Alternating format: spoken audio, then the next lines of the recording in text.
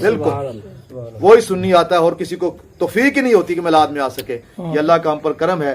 بس اسی طرح جس طرح سرکار کے نام کی تعظیم کے اوپر اتنا بڑا نام ہے نا جی، اس طرح سرکار سے بے وفائی کرنے پر بہت بڑا عذاب ہے.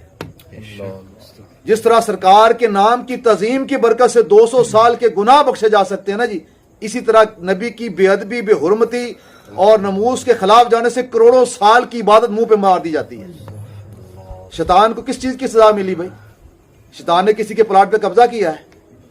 شیطان زبردستی جنت میں گیا تھا؟ شیطان نے کیا کوئی شراب نوشی کی ہے؟ کیا کیا شیطان نے؟ بے ادبی کی ہے صرف. اور بے ادبی کیا کی ہے؟ گالی نہیں نکالی کوئی. آج تو لوگ نوز باللہ نبی کے بارے میں وہ بکواس کرتے ہیں جو عام بندے کے بارے میں سننا بھی گوارا نہیں کرتے ہیں.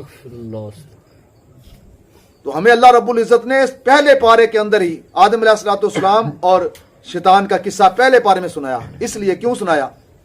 کہ تم لوگوں نے محتاط رہنا ہے. اگر پیارے حبیب کی تعظیم پر 200 سال کے گناہ بخش کر اللہ اپنا حبیب بنا سکتا ہے، اللہ اپنا ولی بنا سکتا ہے، اللہ اپنا دوست بنا سکتا ہے نا، تو اس طرح کسی نبی کی بے ادبی کرنے پر اللہ کروڑوں سال کی عبادت منہ پر دے کر شیطان بھی بنا سکتا ہے.